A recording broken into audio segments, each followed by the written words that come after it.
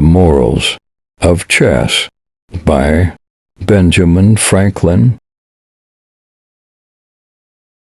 The Morals of Chess was first published in the Columbian magazine in December 1786. Playing at chess is the most ancient and universal game known among men, for its original is beyond the memory of history, and it has, for numberless ages, been the amusement of all the civilized nations of Asia. The Persians, the Indians, and the Chinese.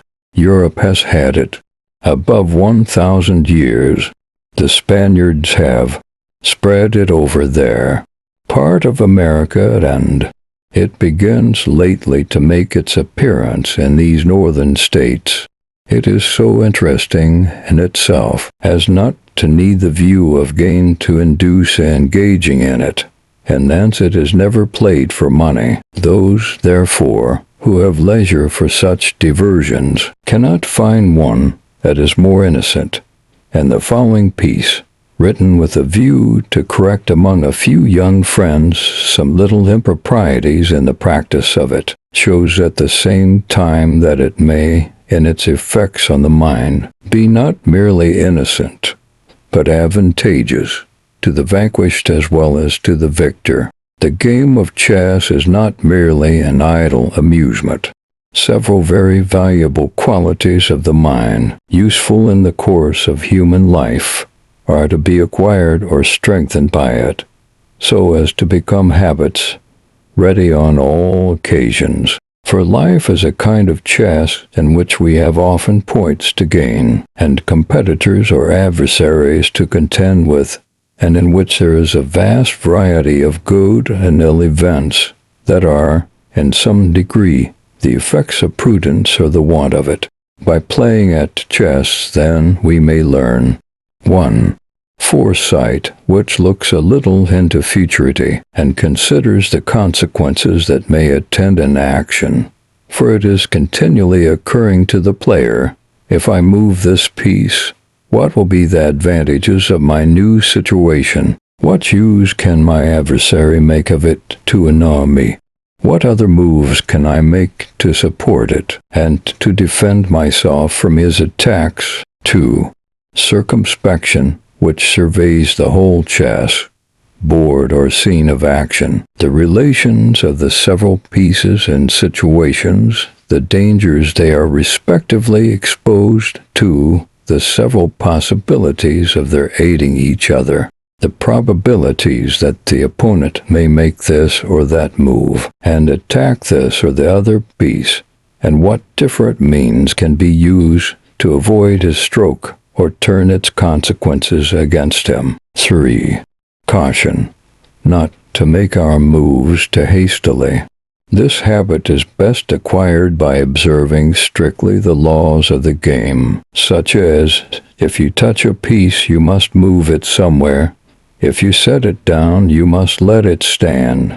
And it is therefore best that these rules should be observed, as the game thereby becomes more the image of human life, and particularly of war, in which, if you have incautiously put yourself into a bad and dangerous position, you cannot obtain your enemies' leave to withdraw your troops and place them more securely, but you must abide all the consequences of your rashness. And, lastly, we learn by chess the habit of not being discouraged by present bad appearances in the state of our affairs, the habit of hoping for a favorable change, and that of persevering in the search of resources. The game is so full of events.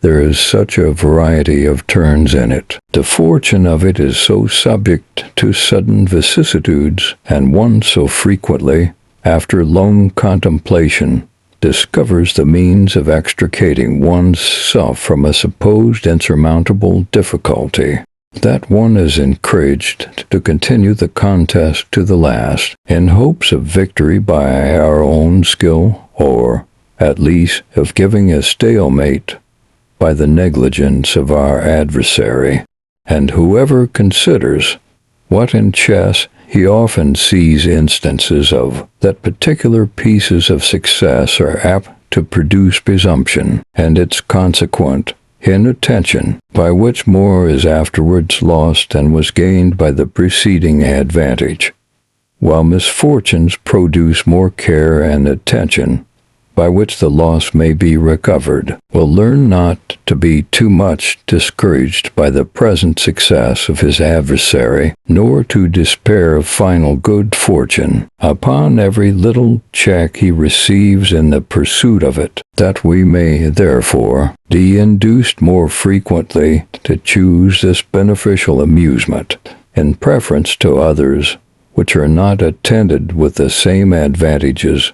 Every circumstance that may increase the pleasure of it should be regarded, and every action or word that is unfair, disrespectful, or that in any way may give uneasiness should be avoided, as contrary to the immediate intention both the players, which is to pass the time agreeably. Therefore, first, if it is agreed to play according to the strict rules, then those rules are to be exactly observed by both parties, and should not be insisted on for one side, while deviated from by the other, for this is not equitable. 2.